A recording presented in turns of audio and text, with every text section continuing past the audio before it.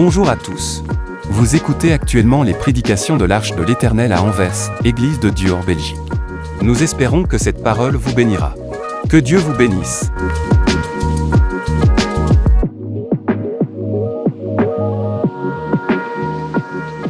Amen. Amen. Bonjour à tout le monde. Voilà, soyez les bienvenus dans la maison de Dieu. Et que Dieu vous bénisse. Pour tous qui êtes là, il fait beau. Et nous ne pouvons que bénir notre Dieu. Et nous ne pouvons que lui rendre grâce. Un grand merci à chacun de vous qui sont venus encore enseigner pour louer Dieu, pour écouter sa parole. Un grand merci à l'homme de Dieu qui n'est pas là et qui nous donne cette opportunité pour que nous puissions nous tenir enseigner pour partager la parole de Dieu. Voilà, l'évêque n'est pas là, nous voulons simplement lui dire merci pour ces marques de confiance qu'il nous accorde et nous lui disons merci pour tout. Et nous vous disons merci. Est-ce que tu peux saluer ton voisin de gauche et lui dire merci d'être mon voisin encore un ce dimanche. Alléluia. Avec un bon sourire, tu le salues, tu lui souhaites un bon dimanche. Alléluia. Merci Seigneur. Nous te glorifions. Merci, oh Dieu. Tu es merveilleux. Tu es bon. Amen. Voilà, que Dieu vous bénisse. Voilà, sans plus tarder, je vous invite à prendre vos Bibles. Nous allons lire, nous allons la proclamer dans l'Évangile selon Marc. Évangile selon Marc, chapitre 8, les versets 22 jusqu'au verset 26. Voilà, si nous pouvons nous mettre debout et nous allons proclamer la parole de Dieu. Voilà, il est dit, ils se rendirent à Bethesda et on amena vers Jésus un aveugle qu'on les pria de les toucher. Il prit l'aveugle par la main et le conduisit hors du village. Puis il lui mit de la salive sur les yeux, lui imposa les mains et lui demanda s'il voyait quelque chose. Il regarda et dit, j'aperçois les hommes, mais j'en vois comme des arbres et qui marchent. Jésus lui mit de nouveau les mains sur les yeux, et quand l'aveugle regarda fixement, il fut guéri et vit tout distinctement. Alors Jésus les renvoya dans sa maison en disant, n'entrez pas au village. Amen. Il lui mit de nouveau les mains sur les yeux, et quand il vit, il regarda fixement, il fut guéri et vit tout distinctement. Amen. Amen. Il vit tout distinctement, tout clairement. Le thème de mon message, je l'ai intitulé « Vois-tu distinctement ?» Est-ce que tu vois clair? Vois-tu distinctement? Vois-tu ce que tu fais? Est-ce que tu vois ce que tu fais autour de toi? Est-ce que tu vois clair? Est-ce que tu vois net? Vous savez, avoir une bonne vision, c'est une bonne chose. Ça nous permet de ne pas être trompés. Qu'on ne nous trompe pas. Que le chemin c'est par là et qu'on nous dise qu'il est quelque part d'autre. Et lorsqu'on a une bonne vision, on est sûr de ne pas tomber dans les erreurs. Et on sait discerner que ça c'est le faux, que ça c'est l'erreur. Pourquoi? Parce qu'on a une bonne vision. On sait voir. On voit très bien. Et c'est ça la volonté de Dieu pour chacun de nous. Que nous puissions avoir une bonne vision. Une vision claire, une vision éclairée au travers de sa parole. Une vision claire, éclairée, pour qu'on ne nous trompe pas, pour qu'on ne nous dise pas que le Christ est là-bas et nous courons. On a une vision claire. de la personne de Jésus-Christ, de la personne de Dieu que nous servons. D'ailleurs, David, il va, lorsqu'il donne conseil à son fils, il le succède, il dit, et toi, mon fils Salomon, connais les dieux de ton père. Et sers-le d'un cœur dévoué. C'est-à-dire, pour qu'il puisse pas se tromper, qu'il ne soit pas dans la confusion. Il dit, connais les dieux de ton père. C'est ton père connaît un seul Dieu. Alors toi, fais de tout ton possible pour connaître ces dieux. Tu auras une vision claire. Tu ne seras pas dans la confusion. On ne va pas t'entraîner de gauche à droite. Pourquoi? Parce que tu connais ces dieux qui t'a appelé. Parce que tu connais ces dieux qui te servent. Et lorsqu'on les connaît de cette manière, il n'y a plus d'anarchie. On prend des choses au sérieux. Quel que soit ce qui nous arrive, on connaît celui à qui on a donné sa vie. La Bible dit, ceux qui te connaissent, ils te cherchent. Pourquoi ils les cherchent? Ils les cherchent parce qu'ils connaissent ce Dieu. Ils se confient en lui parce qu'il les connaît. Et c'est ça, comme je l'ai dit, c'est que Dieu veut pour chacun de nous que nous puissions avoir une vision claire. Les textes que nous venons de lire, nous les connaissons bien. Et ce récit est unique.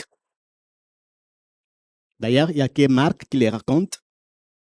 Il est unique. Pourquoi est-il unique? Parce que c'est le seul miracle que Jésus a opéré en deux étapes. Lorsque vous regardez tous les miracles que Jésus a fait, c'est des petits contacts. C'est instantané. Il parle, la chose arrive. Il dit un mot, l'aveugle est guéri. Il touche une personne, la personne est guérie. La personne qui s'approche de lui, qui la touche, le sang s'arrête. Mais là, nous voyons, il touche l'aveugle, il lui met les salives, et la guérison n'est pas totale. La guérison est partielle. Mais pourquoi cet échec apparent? Qu'on peut dire, mais pourquoi cet échec apparent? Pourquoi ça n'a pas marché? Parce que le Seigneur veut nous apprendre quelque chose. Il fait tout pour un but. Dieu ne fait rien pour rien. Lorsqu'il fait quelque chose, il le fait pour un but. Et lorsqu'il touche l'aveugle, parce qu'il veut communiquer un enseignement à ses disciples. Parce que lorsque vous lisez les contextes de ce qui se passe autour de ces miracles, nous allons voir que Jésus, déjà dès le début, nous le voyons, Jésus met en garde ses disciples contre le levain des pharisiens et le levain d'Hérode. Il est dit, au verset 14, les disciples avaient oublié de prendre des pains et il n'y en avait qu'un seul avec eux dans la barque. Jésus leur fit cette recommandation, gardez-vous avec soin du levain des pharisiens et d'Hérode. Et vous voyez, les disciples, le Seigneur leur parle des levains, des pharisiens, d'Hérode, des sadducéens. Il dit de faire attention. Et ils pensent au pain qu'ils avaient oublié. Et en même temps, vous voyez, ils ont oublié que le Jésus qui marche avec eux, c'est celui qui avait multiplié les pains à des reprises. D'ailleurs, lorsque vous lisez déjà la seconde multiplication des pains, lorsqu'il multiplie, avant de multiplier les pains, les disciples, ils ont la même question. Lorsque le Seigneur leur dit non, de leur donner à manger, ils ont la même question. Mais ce lieu est désert. Comment allons-nous procurer des pains pour autant de personnes? Ils ont déjà oublié les premiers miracles que Jésus avait fait, qu'il avait déjà multiplié les pains pour nourrir 5000 personnes. Et là, lorsqu'il leur pose la même question, Il répond encore, c'est lieu et désert. Et lorsque nous allons beaucoup plus loin, ce qui entoure encore ce texte, on va voir, il y a ensuite, il y a la confession de Pierre. Pierre qui confesse que Christ, que Jésus, lorsqu'il pose la question, qui suis-je au dire des hommes?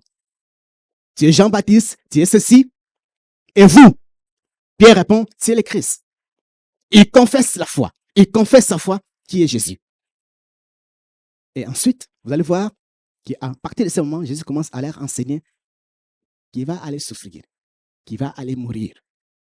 Et cet enseignement va s'opposer à l'incrédulité de Pierre, qui lui dit non, ça ne va pas t'arriver.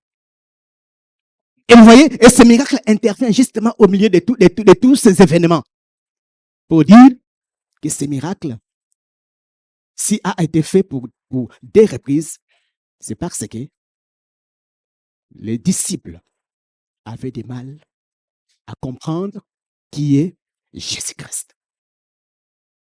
Ça veut dire que cet aveugle représente les disciples qui ont du mal à comprendre les enseignements de Jésus-Christ, qui ont du mal à saisir qui est réellement Jésus-Christ. Et le Seigneur va le faire étape par étape.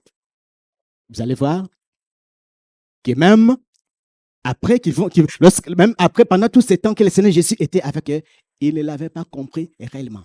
Parce qu'ils avaient toujours la même question, mais qui est celui-ci? Comme la foule, comme les autres personnes.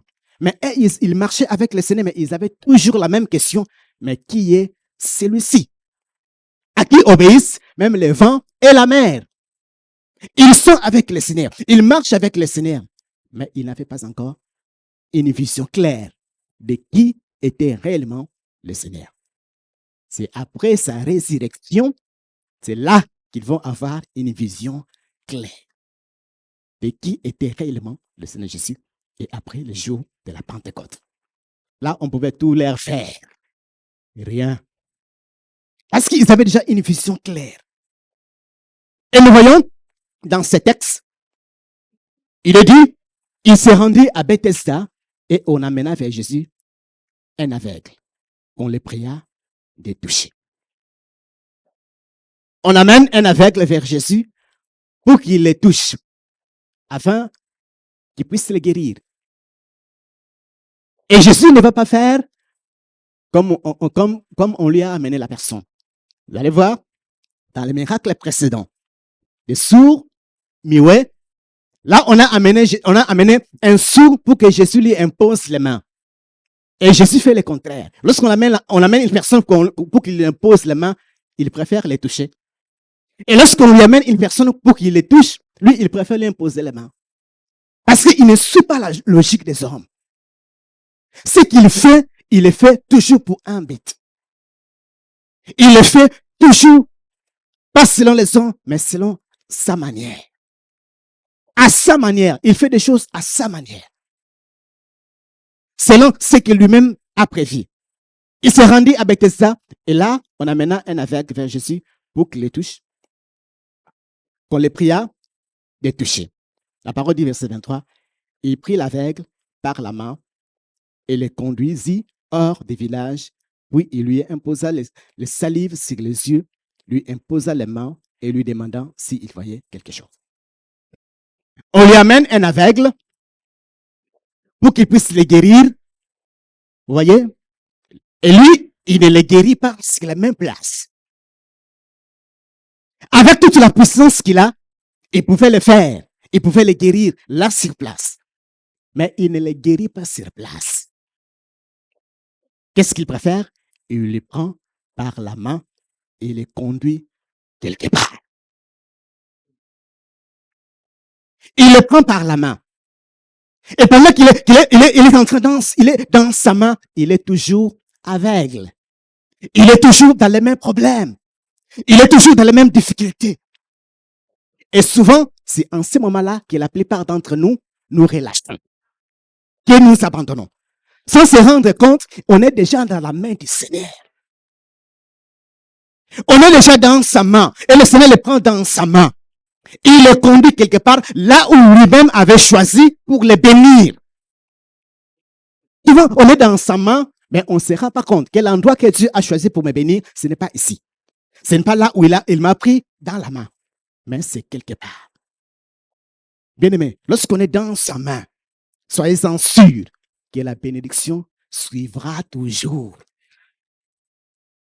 Ce qui est mieux, c'est d'être dans sa main, de se rendre compte que peu importe ce que je vis, peu importe ce que je traverse, je suis déjà dans sa main. Et c'est ce qui se passe avec cet aveugle. On les prend. Et Jésus ne les guérit pas. Il les conduit quelque part. Et nous disons non, ça fait longtemps que je suis là. Mais c'est justement une question de distance. C'est justement une question de temps. Une question d'un endroit. Et cet endroit, ce n'est pas la foule qu'il avait choisi. C'est lui-même qui avait choisi l'endroit.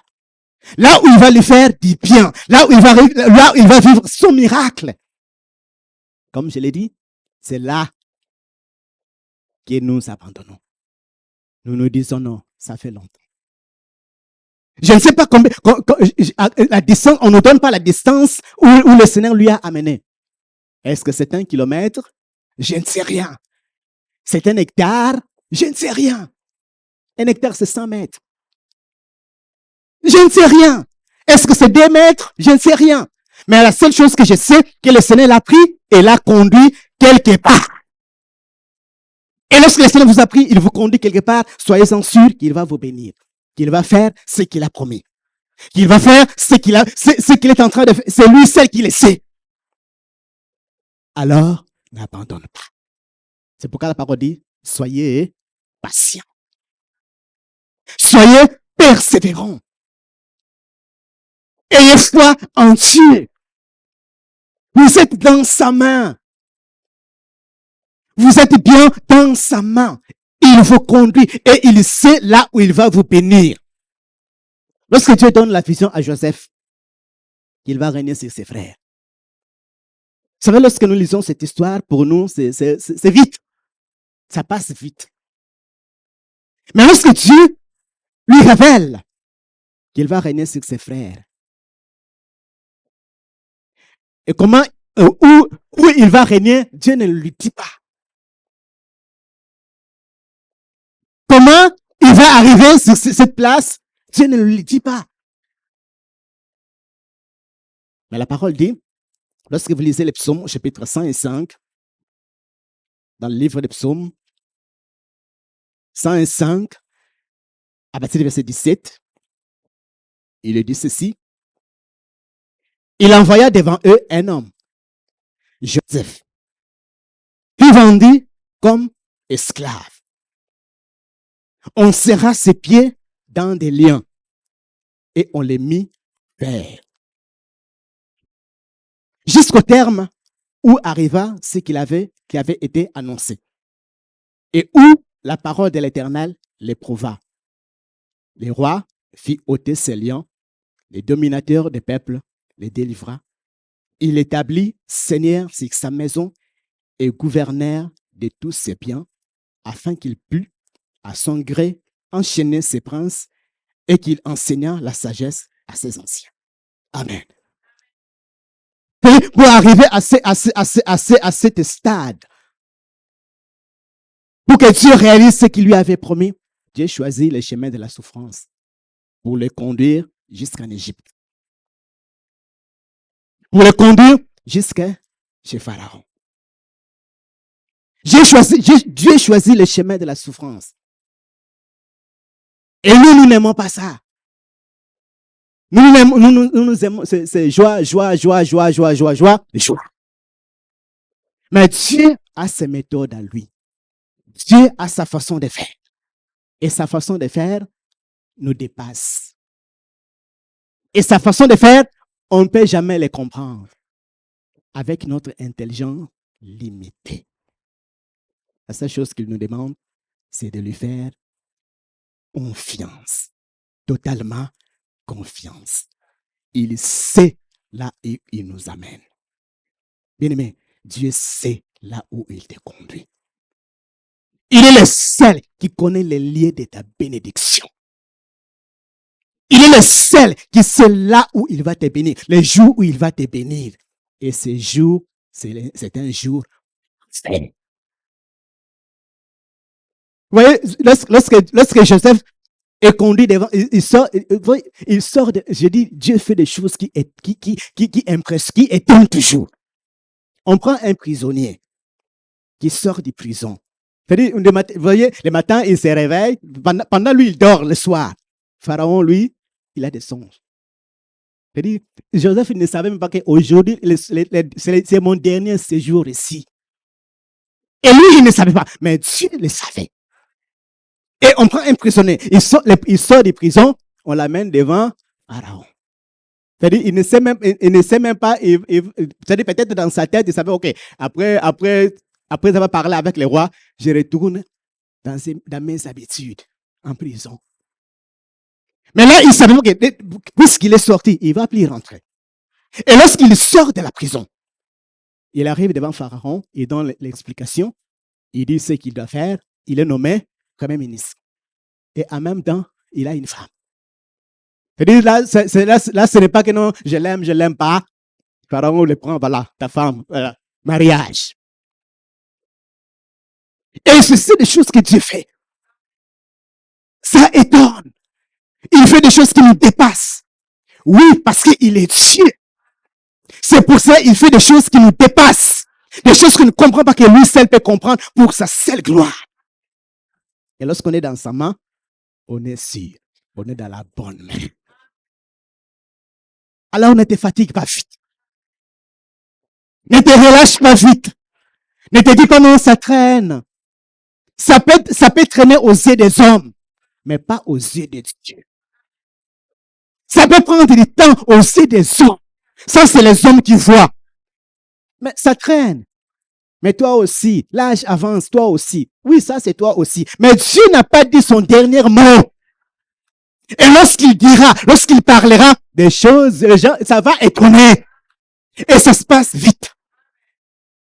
Et c'est ce qu'il fait avec l'aveugle. Il est conduit en dehors de la vie. Il le prend. Et nous sommes dans la main du Seigneur. Et nous sommes dans la bonne main du Seigneur. Dans Ésaïe, chapitre 46, il dit ceci. Ésaïe, chapitre 46, verset 3. C'est Dieu qui parle. Il dit, écoutez-moi, maison de Jacob.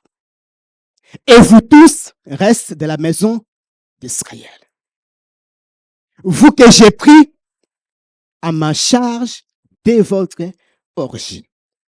Il dit, vous que j'ai pris à quoi? À ma charge. Quand il nous a pris à sa charge? Depuis notre origine. C'est-à-dire avant même que tu rentres dans le sang de ta maman.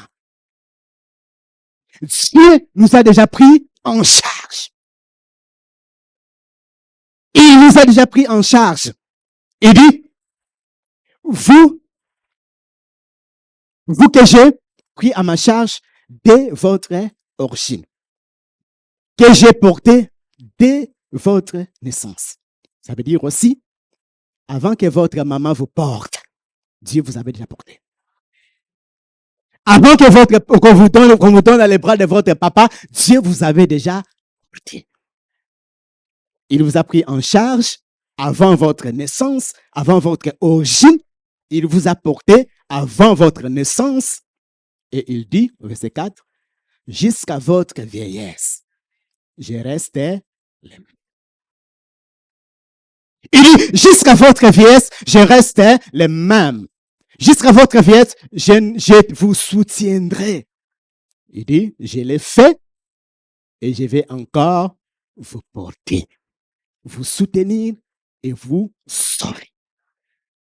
Il dit, je l'ai fait. Je l'ai fait pendant que vous n'étiez même pas conscient. Je vous ai porté, je vous ai soutenu. Alors, puisque maintenant vous êtes conscient, sachez-le que je l'ai fait, je vais encore le faire. Je ne vais pas vous abandonner. Et c'est ce qui se passe avec cet aveugle. Le Seigneur le tient dans la main, il ne l'a pas abandonné. Tant tant que sa guérison n'était pas complète, totale, il ne l'a pas abandonné. Il ne l'a pas lâché. Et si il n'a pas abandonné cet aveugle, est-ce que c'est toi qu'il va commencer à abandonner? Non. Il a conduit. Il a tenu par la main. Conduit hors du village. Dans un endroit, comme je l'ai dit, choisi par lui-même. Pour faire quoi? C'est qu'on appelle pour rester dans un cercle d'intimité avec lui. Face à face avec l'aveugle. Dans un lieu d'intimité. Une intimité profonde entre lui avec l'aveugle. Et il n'y a que le Seigneur qui peut le faire. Il n'y a que lui qui peut le faire. Et là, la parole nous dit, oui, il lui mit de la salive sur les yeux, lui imposa les mains et lui demandant s'il voyait quelque chose. Il lui impose les mains. Il lui met les salives. Vous savez, nos versions à nous de Louis II, c'est très poli. On dit, on lui a mis les salives, on lui met les salives. Parce que vous lisez dans la version de Darby, qui est proche de l'original, on dit, il lui cracha dans les yeux. Vous imaginez, vous venez pour la prière, compris pour vous. On vous crache dans les yeux. Vous avez dit, mais il est impoli. Je pars. C'est quoi ça? Parce que les jeunes modernes ne le permettent pas. Mais là, on lui crache dans les yeux. Vous allez voir, il reste silencieux. Il fait totalement confiance au Seigneur. Il se laisse conduire par le Seigneur. Il ne dit rien en chemin. Il laisse le Seigneur tout faire. Vous savez, laisse Dieu faire tout. Laisse que Dieu faire tout. Ça ne marche pas dans ta vie. Parfois, il y a des moments, ne pose pas des questions au Seigneur. Laisse-lui faire. Il sait ce qu'il fait. Tu n'es pas sage, tu n'es pas plus sage que lui. Il lui crache dans les yeux, il lui impose les mains et il lui pose la question. Est-ce que tu vois quelque chose? Vous savez la question qu'elle se pose à cet aveugle? Ce n'est pas pour connaître la réponse. Parce qu'il est le Dieu Tout-Puissant. Si je pars chez un docteur, il me touche là-bas, il me pose la question, si j'ai du mal, parce que lui, il ne sent pas ce que moi je ressens. Mais le Seigneur, il connaît tout. Et lorsqu'il pose la question à l'aveugle, est-ce que tu vois quelque chose? Ce n'est pas pour que le Seigneur puisse connaître la réponse, parce qu'il connaît déjà la réponse. Il sait tout. C'est justement pour forcer l'aveugle. Et chacun d'entre nous de faire un bilan, un diagnostic personnel par rapport à sa vision, par rapport à ce qu'il aperçoit, à ce qu'il voit. Que chacun se positionne. Est-ce que je vois clair? Est-ce que ma vision est encore claire? Et l'homme est honnête pour dire non, il y a un problème. Je vois des hommes, mais je les vois comme des arbres qui marchent. C'est encore flou. Il ne dit pas non, je vois par la foi. Je vois tout par la foi. Il est honnête. Il dit ma vision n'est pas claire. Ma vision n'est pas nette. Il y a encore aussi du flou. Ce que je vois, c'est des hommes mais qui ressemblent à des arbres. Et les arbres, c'est très long. Comme je l'ai dit, lorsqu'on n'a pas une vision claire, on voit flou. On va se tromper. Et il est honnête envers lui-même. Et c'est ce que le Seigneur nous demande, d'être. Ce n'est pas de se dire non, ça fait longtemps que je suis à l'église, donc ça veut dire je vois clair. On peut être à l'église pendant des années et des années, mais sans voir clair. Regardons, faisons les tests. Les tests simples. Lorsque nous avons des épreuves dans nos vies, lorsqu'il y a des problèmes, lorsqu'il y a des difficultés. Et pendant que ça nous demande de lui faire confiance, Parfois, dans certaines de nos difficultés, nous choisissons des choses. Il y a des choses que nous faisons confiance au Seigneur. Il y a des choses que nous disons, là vraiment, je suis perdu. Tu n'es pas perdu. Dieu n'a pas perdu les contrôles. C'est justement une question de clairvoyance, de savoir que celui qui a fait la promesse est fidèle. Il ne peut pas m'abandonner. Il ne peut pas me lâcher tant qu'il n'a pas accompli parfaitement son travail. Et c'est clair. Il se dit non, il y a encore un problème. C'est encore flou. Et c'est alors que le Seigneur lui impose encore la main. Et c'est là qu'il sera complètement guéri. Est-ce que tu vois clair? Et cette question, Dieu le pose également à Jérémie.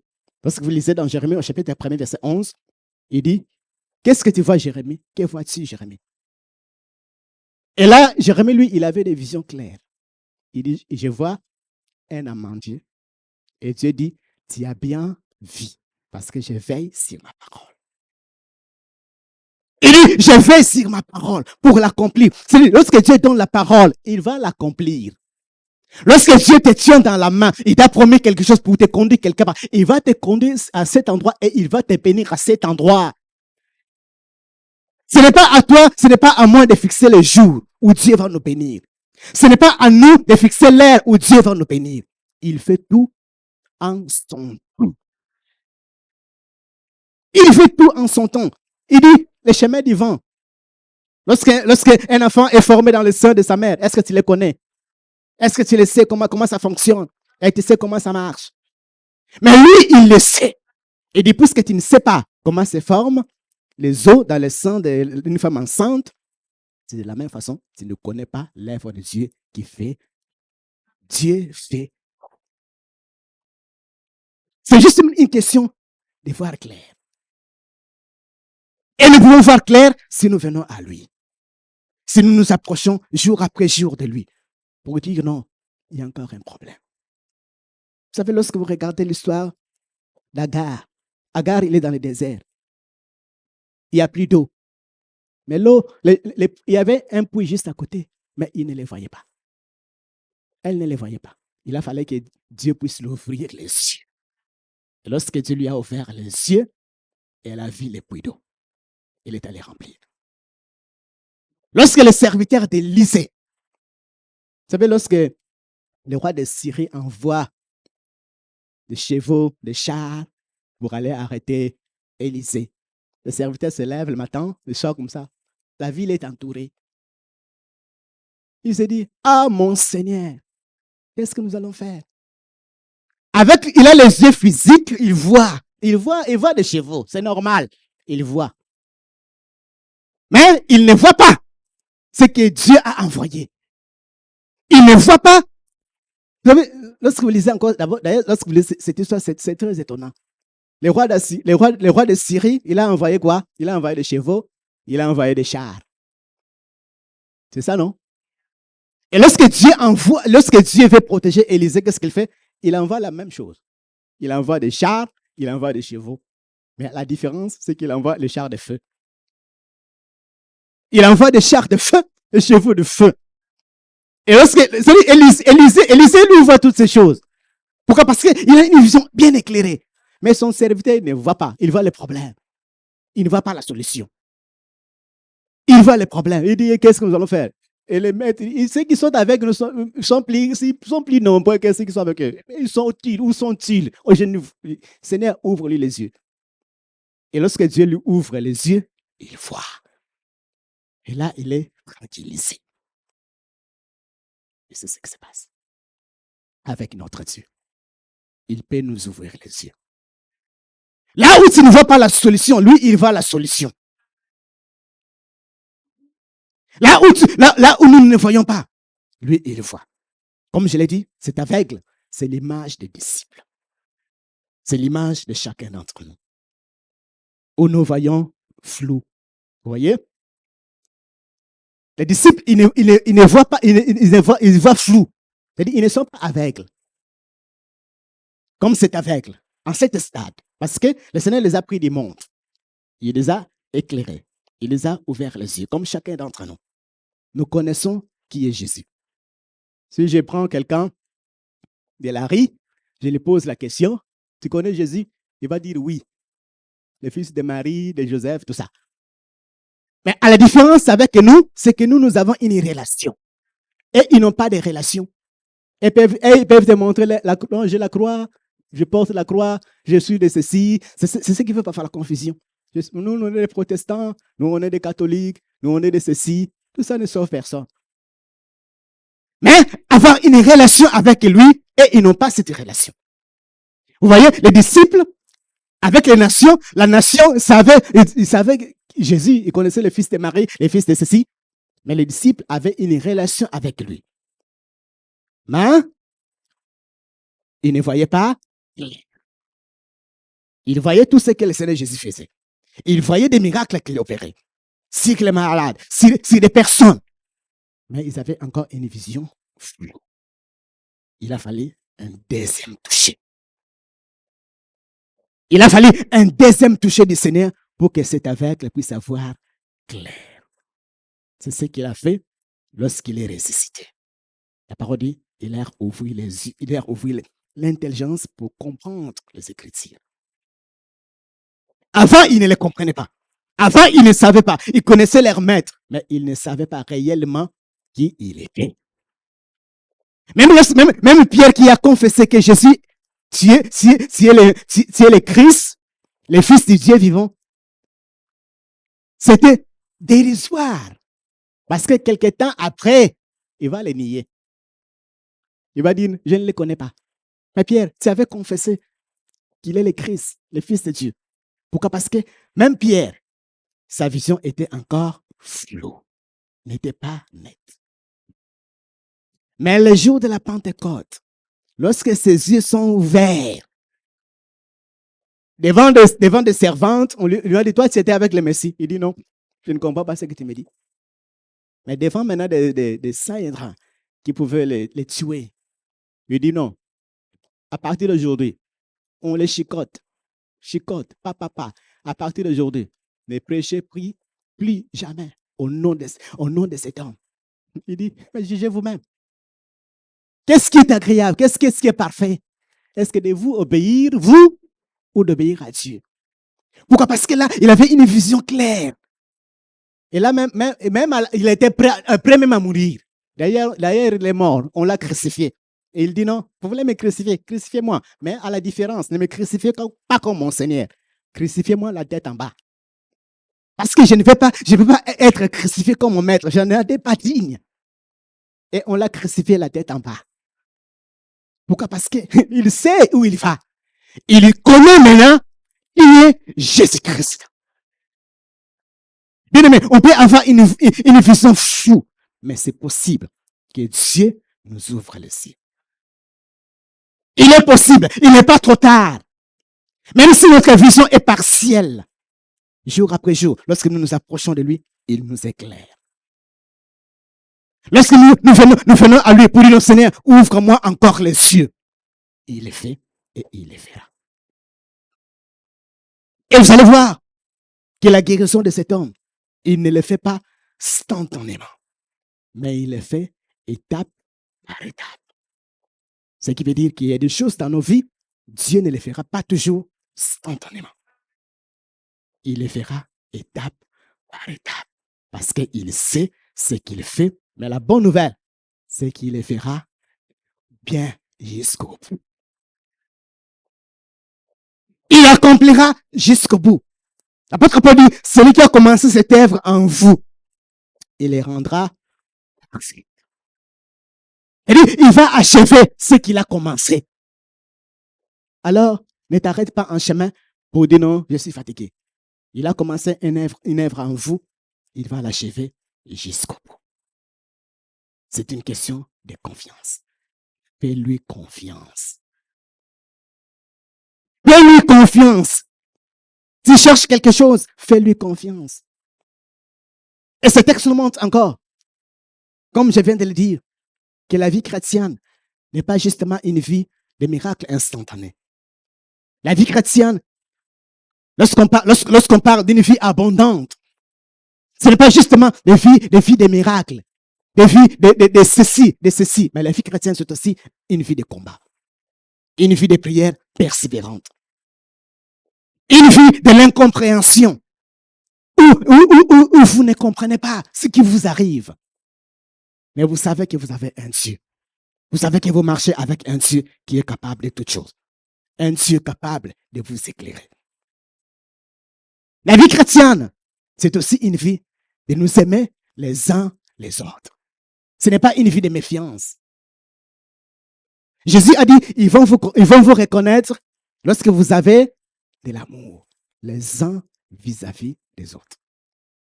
C'est une vie complète à ce que nous voyons dans la parole de Dieu. Ce n'est pas pour dire non, j'attendais les miracles instantanés. Il n'y a pas de miracle instantané. Comme je l'ai dit, Dieu et ses miracles nous les montrent. Dieu peut faire des choses par étapes. Mais il les fera bien jusqu'au bout. Alors, vois-tu distinctement? Est-ce que tu vois clair? C'est Dieu, il est capable de t'éclairer. Il est capable de t'ouvrir les yeux. C'est possible. C'est possible. Que nous ayons cette vision. Parce que jour après jour, nous nous approchons de lui. Parce que jour après jour, nous ne nous reculons pas. Nous ne rentrons pas en arrière. Nous ne disons pas non. Mes amis m'ont conduit à un endroit pour qu'ils puissent me toucher. Et voilà, lui, il m'a conduit ailleurs. Alors j'abandonne, je laisse tomber. Non, sois persévérant, sois patient. Sois patient. Tu n'es pas plus sage que Dieu. Tu n'es pas plus puissant que Dieu. Lui, il est le créateur. Il peut tout. Il fait tout ce qu'il a déclaré, ce qu'il a dit. Ça peut être lent, ça peut être par étapes, mais il le fera jusqu'au bout. Tu es dans la bonne main, dans la main du Seigneur. Dans la main du Seigneur. C'est aveugle. La parole dit, il fit guérir. Et il fit tout distinctement. Il fit tout clairement. Dieu l'a fait. Et ce Dieu le fait encore aujourd'hui. Il a fait pour cet aveugle. Il peut aussi le faire pour toi. Dans ce que tu vis, dans ce que tu traverses. Dans ce que tu vis, dans toutes tes interrogations. Il peut encore le faire. Il peut encore te toucher. Il peut encore te restaurer totalement.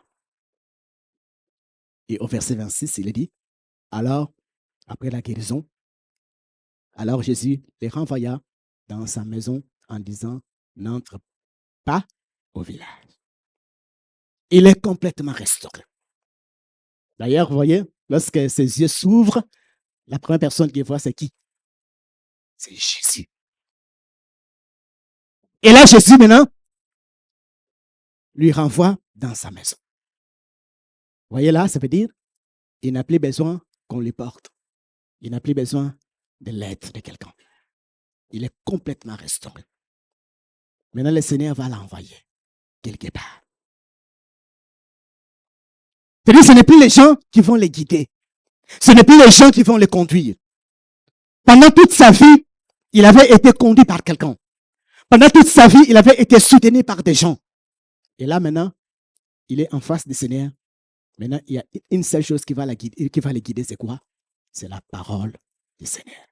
Jésus lui dit, n'entre pas au village. Je te donne une parole. À partir de ce moment, il dit, voilà, c'est une chapitre nouvelle qui s'ouvre devant toi. Alors, profite-en. C'est quelque chose de nouveau qui s'ouvre devant toi. C'est une page nouvelle. Une page nouvelle qui s'ouvre devant toi. Alors, c'est à toi d'écrire les chapitres qui vont arriver après. Mais ça commence par la parole. L'instruction est donnée par la parole. Au moyen de la parole. Et ça commence, il dit, rentre chez toi, dans ta maison. C'est là que tout doit commencer. N'entre pas au village. C'est-à-dire, le Seigneur lui donne des perspectives nouvelles, des directions, ce qu'il va faire. Comme je l'ai dit, nous sommes restaurés, nous avons besoin du Seigneur, nous avons la parole. Dieu nous a donné sa parole. Et dans la parole, il y a tout. Ne suivons pas les mondes, ne suivons pas les modes, mais suivons la parole. Qu'est-ce que le Seigneur nous a dit? Dans cette épreuve, dans ce que je traverse, dans ce que je vis, qu'est-ce que le Seigneur a dit? Qu'est-ce que le Seigneur a promis? Qu'est-ce qu'il m'a dit? Comment je peux réagir? Comment je peux faire face à ce qu'il m'a dit? Face à ce qu'il m'a donné comme instruction. Il dit non. Tu ne connais pas tout. Tu ne connais pas la ville. Tu ne connais pas les villages. Mais moi, je connais. Et je te donne ma parole. Ne va pas au village. Imaginons cet aveugle dit non. C'est la fête. Je suis guéri. C'est la première fois que je vois. Je vais faire une fête avec mes amis. Dieu dit non. Ce n'est pas avec tes amis qu'il faut fêter. Parce que les miracles que Dieu fait, il ne les fait pas que pour lui. Il les fait aussi pour sa famille. Il les fait aussi pour les autres. De ce que Dieu fait au travers de votre vie, ce n'est pas seulement pour vous, mais pour que les autres aussi soient édifiés. C'est un miracle relationnel. Il le fait, il le touche, il le restaure pour que chacun puisse se réjouir, que sa famille puisse se réjouir. Il dit, ne va pas au village. Ne va pas aller gâcher ta vie. Ne va pas aller détruire ce que je fais au travers de toi. Ce que Dieu a commencé au travers de ta vie. Alors ne va pas aller les gâcher ailleurs. Suis l'instruction de la parole de Dieu. Il a fait quelque chose. Il t'a touché, il t'a restauré. Alors, sers-le. Écoute sa parole. Alors, donne-toi à lui. Ne sois pas léger dans tes engagements. Sois sérieux avec ce que Dieu t'a dit. Avec ce que Dieu t'a donné.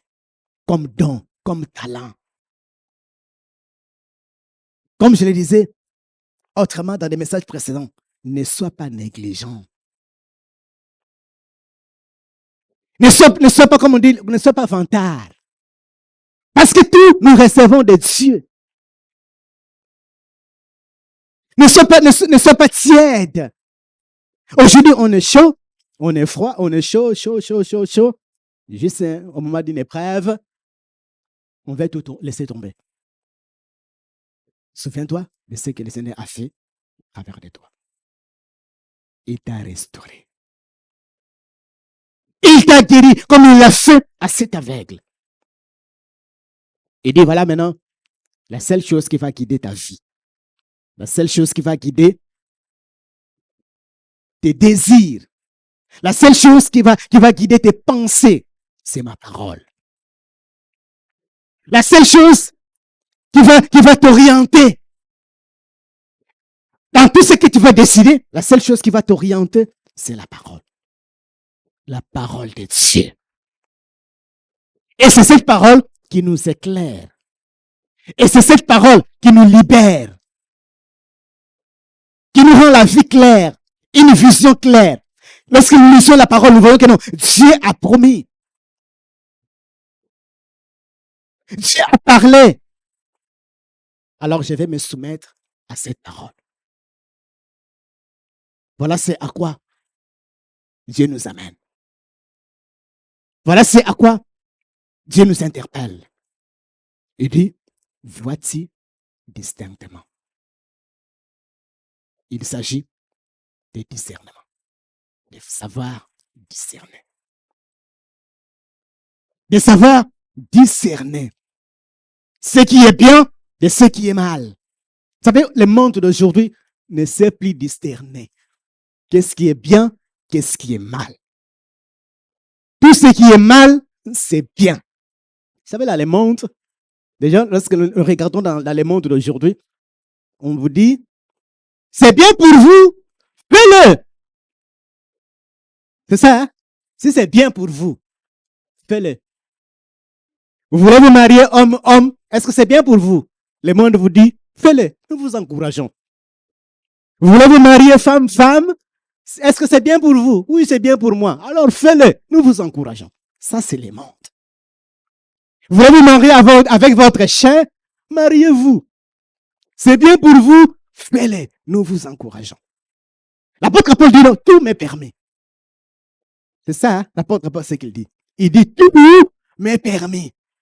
Il dit tout ce que je vois dans le monde, tout ce qui se passe dans le monde, tout ça, ça m'est permis. Mais tout n'est pas utile. Tout n'est pas utile. Tout me permet, mais tout n'est pas utile. C'est dans ce qui m'est permis, dans tout ce qui m'est permis, dans tout ce que la loi me permet, hein? Dans tout ce que la loi me permet, dans tout ce que la société me permet, il y a des choses qui sont utiles, il y a des choses qui ne sont pas utiles. Il y a des choses qui sont là pour m'édifier, il y a des choses qui sont là pour me détruire. Dans tout ce que la loi permet, il y a des choses qui peuvent détruire votre foyer. Mais pour vous, vous dites non, c'est la loi, la loi. Mais c'est utile? Est-ce que ça vous édifie? Ou ça détruit votre vie? Ça détruit votre avenir?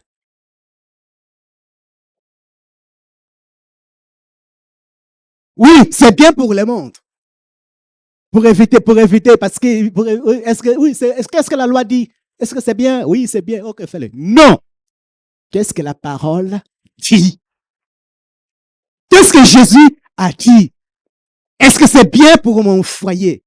Est-ce que c'est bien pour mes enfants? Est-ce que c'est bien pour leur éducation? Qu'est-ce que Jésus a dit? Tout doit être référé au travers de la parole. C'est utile, mais ça ne m'édifie pas. Parce que la vie, ce n'est pas justement ce n'est pas justement le fait de connaître ce qui est bien et ce qui est mal. Mais c'est aussi faire la différence, qu'est-ce qui est bien, qu'est-ce qui est mieux.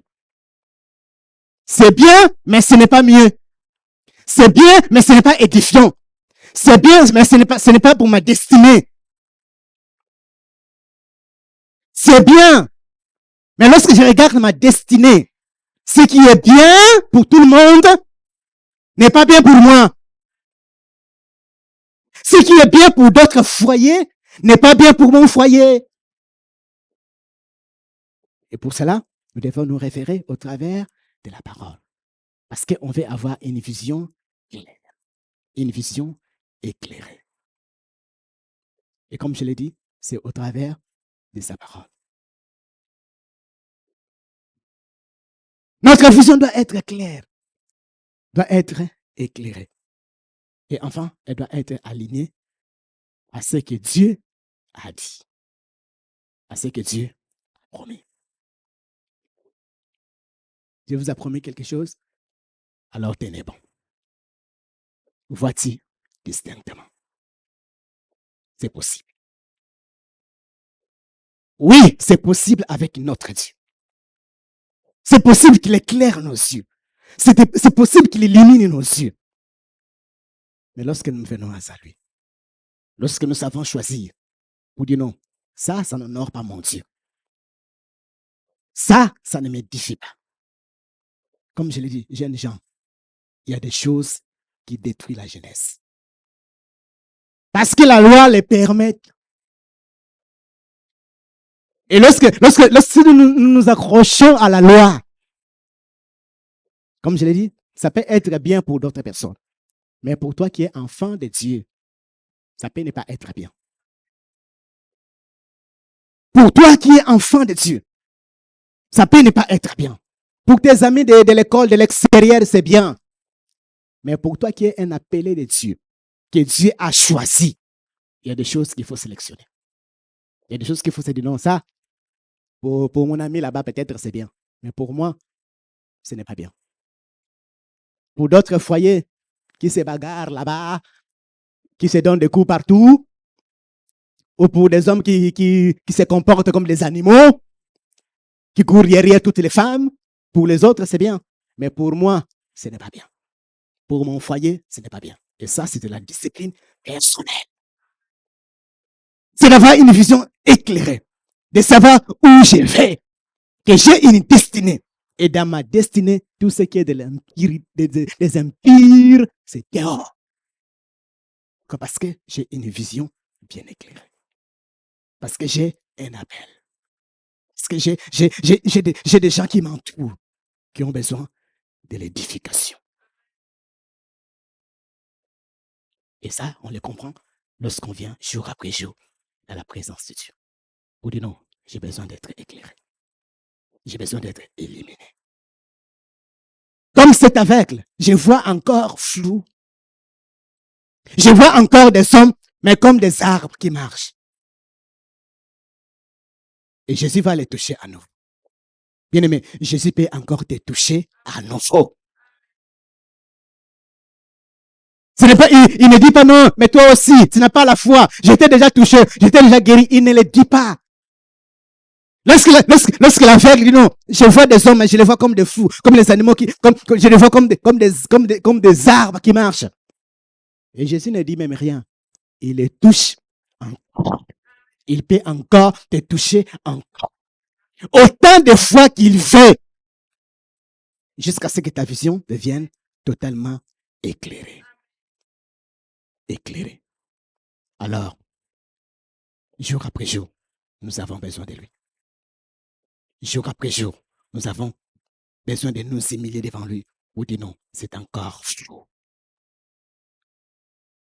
Comme je l'ai dit, ça ne dépend pas du nombre des années que tu es dans l'église.